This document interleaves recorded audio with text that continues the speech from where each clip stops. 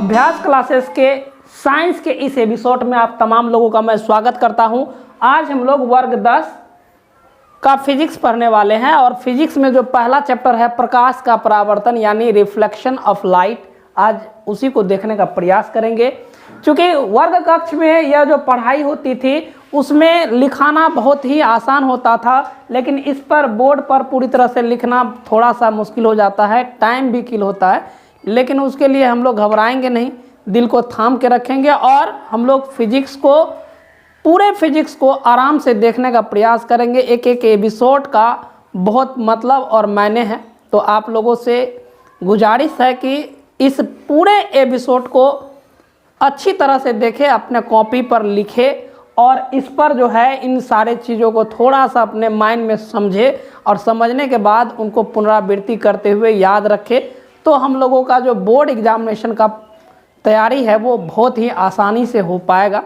तो उम्मीद करते हैं कि आप लोग सभी लोग हम सब मिलकर के इन जो लॉकडाउन जो लगा है इनका हम लोग सामना भी करें और लोगों से थोड़ी सी दूरी बनाकर रखें ताकि हम लोगों को बीमारी जो है अपने चपेट में ना ले। तो चलिए शुरुआत करते हैं। यहाँ देखिए हमने लिखा है प्रकाश का परावर्तन। परावर्तन क्या होता है, उससे रिलेटेड जितने भी वर्ड है पहले मैं उन सारे चीज़ों को समझने का प्रयास करता हूँ, उसके बाद परावर्तन क्या होता है उनको भी हम लोग देखने का प्रयास करेंगे। तो पहले यहाँ पे प्रकाश का परावर्तन दिया गया है, तो पहला जो वर्ड है वो है प्रकाश, यानी प्रकाश क्या होता है, इस प्रकाश को हम लोग समझने का प्रयास करें। देखिए यहाँ पे हमने लिखा है प्रकाश एक प्रकार की ऊर्जा है। सही मायने में प्रकाश में क्या होता है, प्रकाश एक प्रकार का ऊर्जा है। हम लोग क्या करते हैं, जब हम लोग ठंडा हम लोगों को लगता है तो हम लोग क्या करते हैं, प्रकाश में जाकर के अपने आप को ऊर्जान्वित करते हैं। यानी प्रकाश में हम लोग क्या करते हैं, थोड़ी सी उससे गर्मी प्राप्त होती है। यानी इस पृथ्वी पर जितना भी मतलब यह जो जीवन संभव हो पाया है यह केवल प्रकाश की वजह से हो पाया है। यदि सूर्य का प्रकाश हमारे पृथ्वी पर नहीं होता तो क्या होता, थोड़ा सा कल्पना कीजिए कि हम लोगों को देखने में भी बहुत सारी कठिनाइयों का सामना करना पड़ता और प्रकाश यदि नहीं होता तो हमें बहुत सारी दिक्कतों का सामना करना पड़ सकता था। तो हमने लिखा प्रकाश एक प्रकार की ऊर्जा है। ऊर्जा इस सेंस में कि हम अपने आँखों को हम क्या करते हैं, किसी भी वस्तु पर जब प्रकाश पड़ता है, जैसे मान के चले कि यह कोई पार्टिकल है, इस पर प्रकाश पड़ा और हमारी आँखें यहाँ पे हैं, मान के चलते यहाँ पे हमारी आँखें हैं, तो हम यह जो है यहाँ पर जैसे ही प्रकाश पड़ता है तो यहाँ से फिर यह रिफ्लेक्ट होता है यानी परावर्तन होता है और हमारे आँखों पर जाता है और आँखों की रेटिना पर, ये सब क्या है रेटिना, और आँख के अंदर में कहाँ पे यह प्रकाश जाता है और उसका प्रतिबिंब कैसा बनता है, ये हम लोग अगला जो चैप्टर है उसमें हम लोग देखने का प्रयास करेंगे। लेकिन अभी हम लोग यहाँ पर यह जाने कि प्रकाश जो होता है किसी वस्तु पर जब पड़ता है तो इससे रिफ्लेक्ट होकर के हमारे आंखों पे उसका प्रतिबिंब बनता है, जिससे कोई भी वस्तु हमें क्या होती है, दिखाई देती है। तो हम लोग क्या करें, यहाँ पर देख लीजिए, यहाँ पर देखिए मैंने लिखा है प्रकाश एक प्रकार की ऊर्जा है। तो प्रकाश एक प्रकार की ऊर्जा है, उसमें हम लोग क्या करते हैं, गर्मी का अनुभव करते हैं। हमको देखने में क्या होता है, सुविधा होती है जब किसी वस्तु पर प्रकाश पड़ता है। तो यहाँ पे देखिए एक और बात लिखे हैं, प्रकाश एक भौतिक कारक है जो हमें देखने की अनुभूति प्रदान करता है। प्रकाश एक भौतिक कारक है जो हमें देखने की अनुभूति प्रदान करता है। अगर मान के चलिए कोई अंधेरा है कहीं पर और वस्तु रखी हुई है तो वह वस्तु हमें दिखाई नहीं देता जब तक कि उस पर कोई प्रकाश नहीं पड़े। लेकिन मान के चलिए तो ये नहीं कि उस वस्तु को यदि देखने की जरूरत होगी तो हम अपने आँख में क्या करें, बल्ब लगा ले। आँख में बल्ब लगा लेंगे तो क्या होगा, दिखाई देगा ना, बिल्कुल दिखाई नहीं देगा, क्योंकि आंख में बल्ब लगाने से हमारे रेटिना को वह हो सकता है नुकसान पहुंचा दे। लेकिन जैसे ही किसी वस्तु पे हम क्या करते हैं, प्रकाश डालते हैं तो वह वस्तु हमें क्या होने लगता है, मतलब जैसे ही डालते हैं तो वो हमको दिखने लगता है।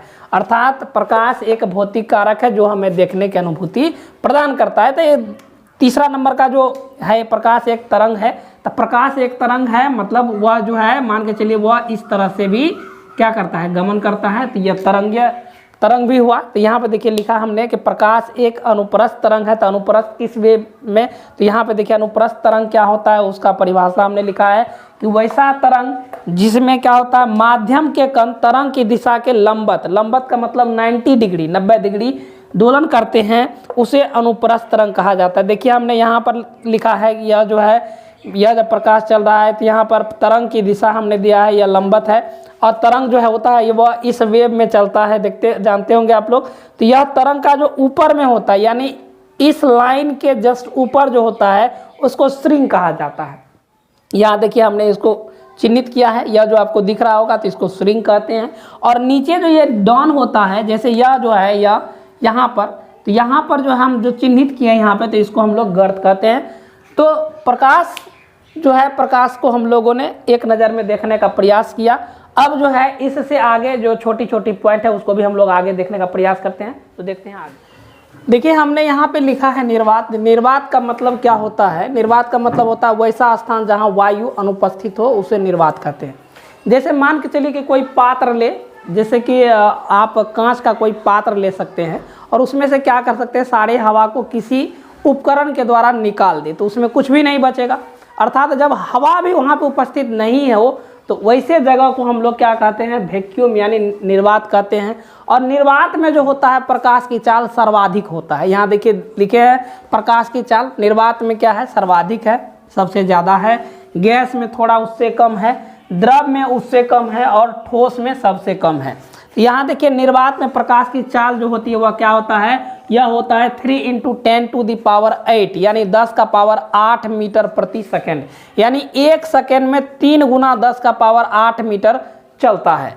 या इसी को हम कह सकते हैं 3 लाख किलोमीटर प्रति सेकेंड। 3 लाख किलोमीटर प्रति सेकेंड चलेगा, या इसी को हम लोग क्या कहेंगे, अगर स्टैंडर्ड फॉर्म में लिखना चाहे तो इसको लिख सकते हैं 3 × 10⁸ मीटर प्रति सेकेंड। स्टैंडर्ड फॉर्म क्या होता है वो बाद में हम लोग चर्चा कर लेंगे कि स्टैंडर्ड फॉर्म में कैसे लिखते हैं। यहाँ देखिए हमने लिखा है सूर्य से पृथ्वी तक प्रकाश को पहुँचने में लगभग 8 मिनट 20 सेकेंड का समय लगता है। यानी सूर्य है, सूर्य से प्रकाश जो आएगी पृथ्वी तक तो उसको समय लगता होगा कुछ ना कुछ, तो उसको समय लगता है 8 मिनट 20 सेकेंड। और इसी समय के अनुसार जो है हम लोगों ने पृथ्वी से सूर्य की क्या दूरी होती है वह दूरी निकाल लेते हैं। तो यह होता है दूरी बराबर होता है चाल गुना समय, और इसमें समय जो लगा है वो लगा है 8 मिनट 20 सेकेंड। तो 8 मिनट में देखिए यहाँ पे 8 मिनट में तो 1 मिनट में 60 सेकेंड, तो 8 मिनट में कितना 8 × 6 = 48 यानी 480 सेकेंड। अब 20 सेकेंड यहाँ पे और है तो 20 सेकेंड इसमें और जोड़ दीजिए, मतलब ये जोड़िएगा तो ये लगभग 500 सेकेंड हो जाता है। तो हमने लिखा है चाल बराबर दूरी बराबर चाल गुना समय। तो यहाँ पे देखिए यहाँ पे दिया गया है चाल क्योंकि इसमें पहले ही हम लिखा है प्रकाश की चाल जो होता है हवा और वैक्यूम में लगभग, यानी सबसे ज़्यादा कहाँ पे होगा, वैक्यूम में होगा। लेकिन अगर हवा की बात कहा जाए तो थोड़ा सा कम होता है, तो थोड़ा सा कम होता है तो मान लिया जाता है कि हवा में भी प्रकाश की चाल वही होगा। तो हमने यहाँ पे लिखा है 3 × 10⁸ मीटर प्रति सेकेंड गुना जो है 500 सेकेंड, यानी इसको जब गुना करेंगे तो यहाँ देखिए 5 × 15 और यहाँ पे देखिए 8, ये 2 शून्य है तो 8 × 2 = 10 शून्य, और यहाँ पे देखिए यहाँ पे ये 15 जो होता है तो हमने लिखा 1.5, मतलब इसका भी एक 10 यानी 10⁻11 1.5 × 10⁻11 मीटर। अगर इसको ऐसे लिखेंगे तो ये थोड़ी सी बहुत बड़ी संख्या है, अगर इसको आप लोग लिखेंगे तो ऐसे भी लिख सकते हैं। यहाँ पे लिख सकते हैं 1 यानी इस पर 10 शून्य, देखिए यहाँ पे ऐसे भी लिख सकते हैं 1 2 3 4 5 6 7 8 9 एक और शून्य, इतना मीटर। अब इसको किलोमीटर में बदलेंगे तो 1000 से भाग दे देंगे तो वह किलोमीटर हो जाएगा। तो मतलब पृथ्वी से सूर्य तक की जो दूरी होती है वह इतना मीटर होता है।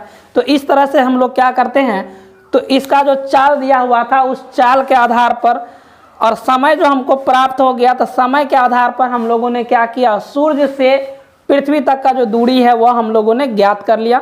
अब इससे आगे जो छोटी छोटी पॉइंट है उनको भी हम लोग देखने का प्रयास करते हैं, तो वो देख लेते हैं।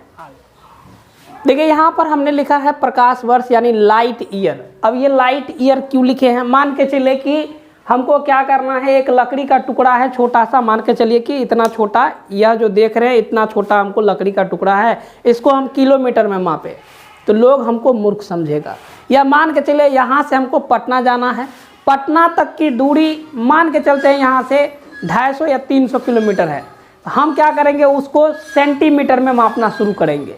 हम एक स्केल लेंगे और स्केल से मापना शुरू करेंगे, तो ये बहुत दिन लग जाएगा मापने में।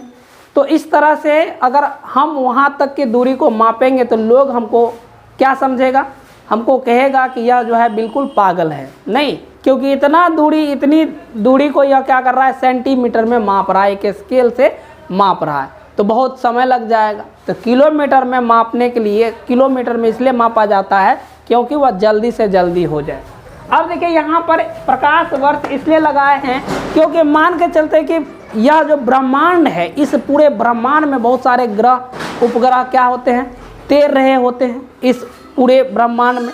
तो बहुत सारे ग्रह और उपग्रह जो तैर रहे होते हैं उसके बीच में कुछ ना कुछ दूरी होती होगी। तो उस दूरी को मापने के लिए हमको प्रकाश वर्ष की ज़रूरत होती है। तो यह प्रकाश वर्ष होता क्या है, तो यहाँ पे हमने देखिए इसको परिभाषित किया है कि प्रकाश द्वारा एक वर्ष में तय की गई दूरी को प्रकाश वर्ष कहते हैं। यानी एक वर्ष में प्रकाश जो दूरी तय करेगा उसी को हम लोग क्या कहेंगे, प्रकाश वर्ष कहेंगे। और एक प्रकाश वर्ष बराबर 9.46 इंटू 10⁻15 मीटर, या इसी को हम कह सकते हैं 9.46 इंटू 10⁻12 किलोमीटर होता है। अब देखिए यह निकलता कैसे है, ऐसे ये रटने की चीज़ नहीं है। ऐसे लोग मान के चलिए कि ऑब्जेक्टिव या किसी भी प्रतियोगी परीक्षा के तैयारी के लिए लोग इसको याद कर लेता है, लेकिन याद करने की ज़रूरत नहीं है। अगर आप कहीं पर भूल भी जाते हैं तो कोई दिक्कत नहीं है। आपको यह क्या करना है, यह निकालने का एक तरीका होता है, उस तरीका को जानना चाहिए। तो यहाँ देखिए हमने लिखा है दूरी बराबर चाल गुना समय। ये बचपन से हम लोग पढ़ते आ रहे हैं।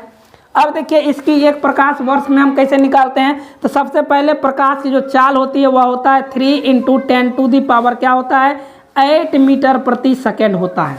ठीक है, अब इसको एक वर्ष में, यह जो प्रकाश की चाल है वह एक वर्ष में कितना दूरी तय करेगा, तो एक वर्ष में होते हैं 365 दिन। और 365 दिन जो होते हैं, 365 को हमको गुना करना पड़ेगा किससे, होते हैं तो 24 घंटे होते हैं। 24 घंटे होते हैं तो एक घंटे में कितने सेकेंड होते हैं, 24 घंटे में कितने मिनट होते हैं, तो एक घंटे में कितने मिनट होते हैं, तो ये 60 मिनट होते हैं। और एक मिनट में कितने सेकेंड होते हैं, तो यह होते हैं 60 सेकेंड। और इसको यदि आप लोग गुना कीजिएगा तो यह लगभग जो है आपको 9.46 इंटू 10⁻15 मीटर आएगा। ये मीटर में आएगा, ठीक है ना, ये मीटर में आएगा। यदि मान के चलिए, चूंकि यहाँ पे मीटर प्रति सेकंड लिखे हैं तो यह मीटर में आएगा। और यदि इसको किलोमीटर में बदलिएगा तो 1000 से भाग दे दीजिएगा तो यह लगभग आएगा 9.46 इंटू 10⁻12 किलोमीटर। तो इस प्रकार हम लोग प्रकाश वर्ष को देख लिए कि यह कैसे निकलता है। आप लोग कैलकुलेशन जरूर कीजिएगा, और कैलकुलेशन करने के बाद यदि इतना आएगा तो क्या करना है, कमेंट बॉक्स में ज़रूर से ज़रूर आप वहां पर लिख करके या भेजिएगा कि यस सर हमसे आ गया है। तो हमको लगेगा कि हम जो आज आप लोगों के लिए थोड़ा सा मेहनत कर रहे हैं वो थोड़ा ना थोड़ा क्या हो रहा है, रंग ला रहा है। तो इसलिए आप लोग इसको ज़रूर सॉल्व कीजिएगा। इसका जो गुना है, इस गुना को लिखने के बाद यह ऐसा होता है कि नहीं, वह ज़रूर कीजिएगा। तो आज के एपिसोड में हम लोग रहेंगे यहीं तक, लेते हैं आप लोगों से विदा। बहुत बहुत धन्यवाद।